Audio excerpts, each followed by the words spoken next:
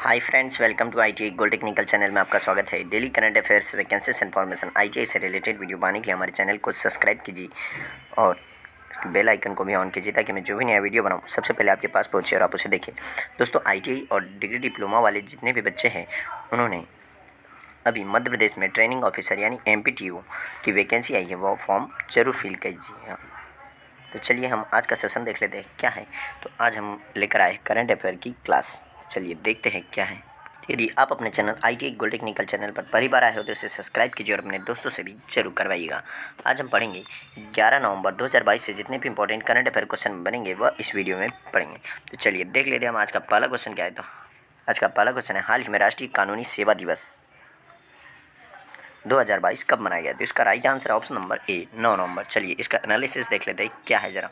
हम किसी भी देश या कोई भी समाज में हैं तो हमें अपने अधिकारों और हमें अपने कानूनों के बारे में पता रहना चाहिए और इन्हीं सभी जानकारी के लिए सभी नागरिकों के लिए उचित और निष्पक्ष न्याय की प्रक्रिया सुनिश्चित करने के लिए जागरूकता फैलाने के लिए दिवस 9 नवंबर को मनाया जाता है। और यह कमज़ोर वर्गों के लोगों के लिए मुफ्त, कुशल और कानूनी सेवा प्रदान करना है और कमज़ोर वर्ग के लोगों को मुफ्त सेवा उपलब्धता सुनिश्चित करने के साथ साथ उन्हें अपने अधिकारों के बारे में भी जागरूक रहना चाहिए कि हमारे क्या अधिकार है और साथ में कर्तव्यों के प्रति भी हमें वफादार रहना चाहिए कि हमारे कर्तव्य क्या है।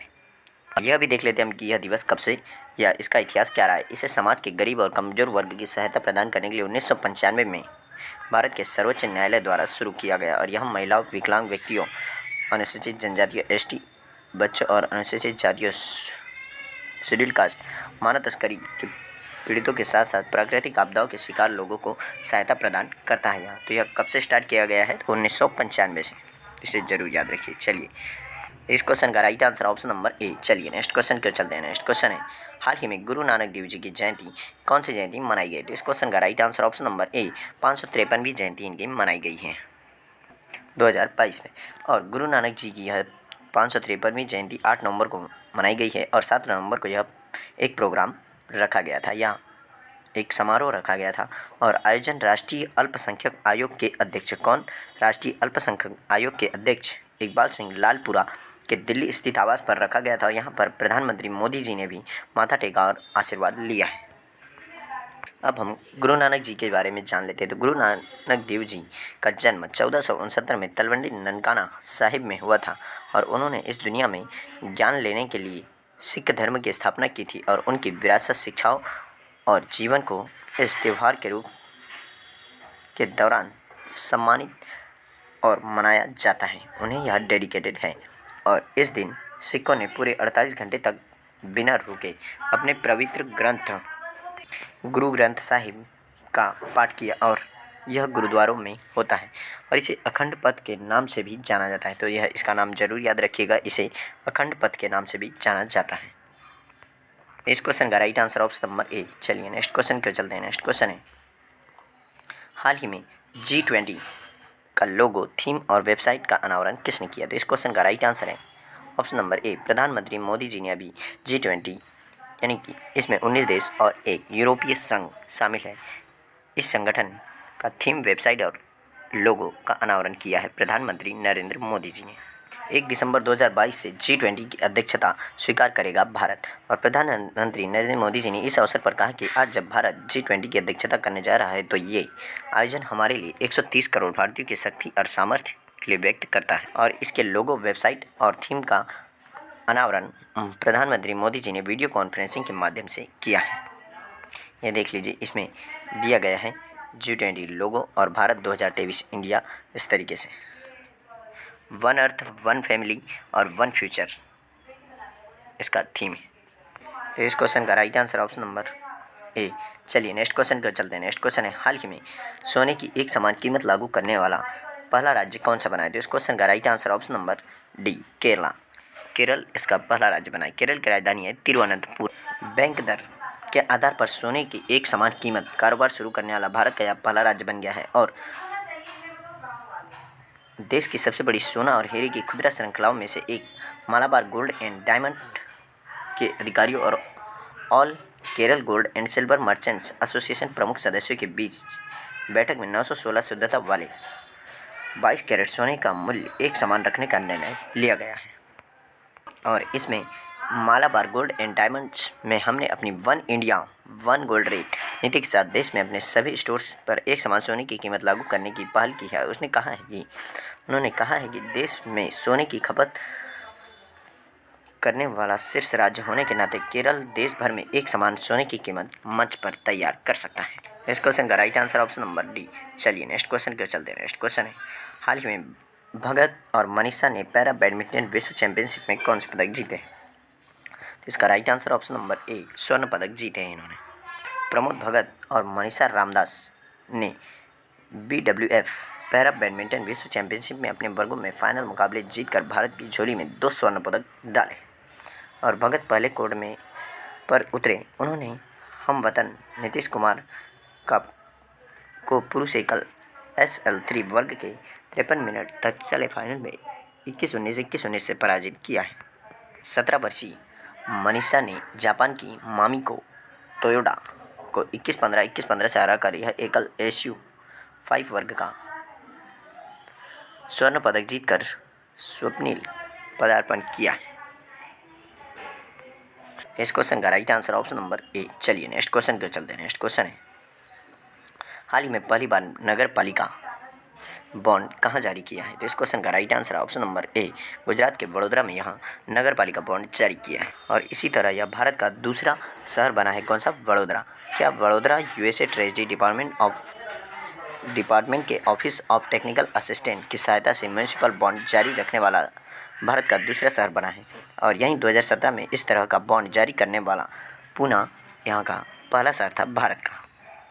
इसका राइट आंसर ऑप्शन नंबर ए। चलिए नेक्स्ट क्वेश्चन की ओर चलते हैं। नेक्स्ट क्वेश्चन है, हाल ही में देश के 50वें प्रधान न्यायाधीश कौन बनेंगे? तो इस क्वेश्चन का राइट आंसर ऑप्शन नंबर ए, DY चंद्रचूड़ देश के 50वें प्रधान न्यायाधीश बने। सुप्रीम कोर्ट के वरिष्ठतम न्यायाधीश जस्टिस धनंजय यशवंत चंद्रचूड़ यानी DY चंद्रचूड़ आज देश के 50वें प्रधान न्यायाधीश के रूप में शपथ ग्रहण करेंगे और राष्ट्रपति द्रौपदी मुर्मू राष्ट्रपति भवन में उन्हें पद की शपथ दिलाएगी और जस्टिस DY चंद्रचूड़ 10 नवंबर 2024 तक 2 साल के लिए इस पद पर रहेंगे और वह जस्टिस उमेश ललित का स्थान लेंगे, UU ललित।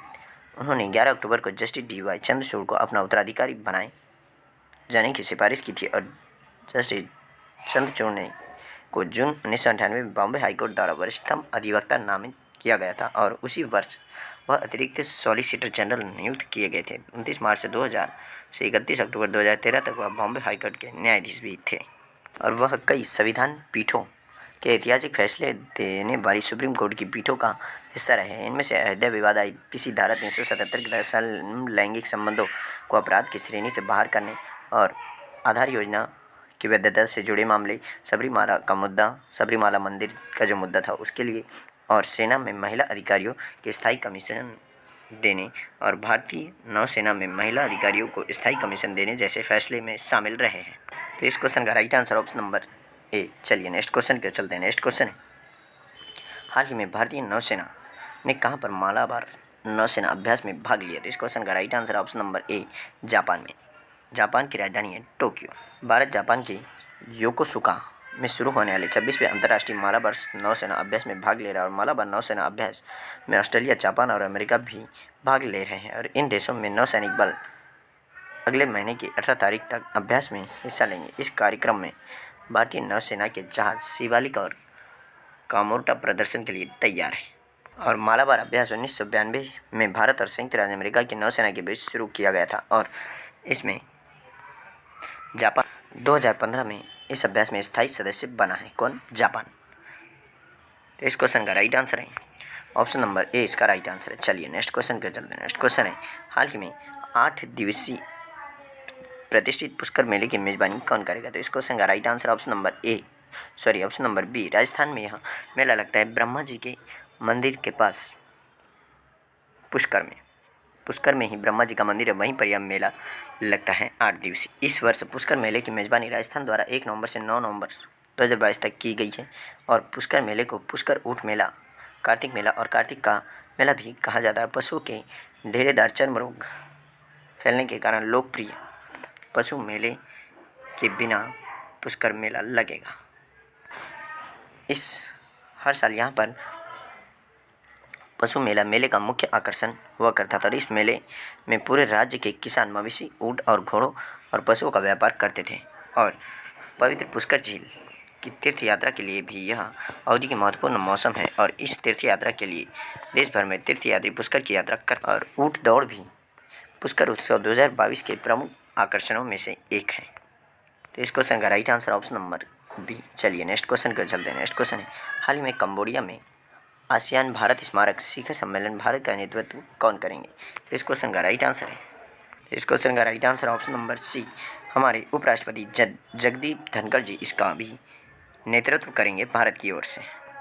उपराष्ट्रपति जगदीप धनखड़ इस सप्ताह कंबोडिया में आसियान भारत शिखर सम्मेलन में भाग लेंगे और इसमें दोनों पक्षों के बीच रणनीतिक साझेदारी की स्थिति समीक्षा करने और व्यापार, निवेश और कनेक्टिविटी के क्षेत्रों में सहयोग जायजा लेने की उम्मीद। विदेश मंत्रालय के अनुसार धनखड़ शुरू होने वाले दक्षिण पूर्व एशियाई राष्ट्र की अपनी 3 दिवसीय यात्रा के दौरान 17वें पूर्वी एशियाई शिखर सम्मेलन में भी भारत का प्रतिनिधित्व करेंगे। इस क्वेश्चन का right answer option number C. चलिए आज का सेशन यही समाप्त होता है। इसी तरह डेली करंट अफेयर्स और वैकेंसीज इन्फॉर्मेशन ITI से रिलेटेड वीडियो पाने के लिए हमारे चैनल को सब्सक्राइब कीजिए और अपने बेल आइकन को भी ऑन कीजिए ताकि मैं जो भी नया वीडियो बनाऊँ सबसे पहले आपके पास पहुँचे, आप उसे देखिए। यदि सेशन अच्छा लगा या सेशंस को जानकारी मिली तो इसे लाइक कीजिए और दोस्तों में शेयर कीजिए। Thank you so much for watching for my video. मिलते हैं नेक्स्ट सेशन में।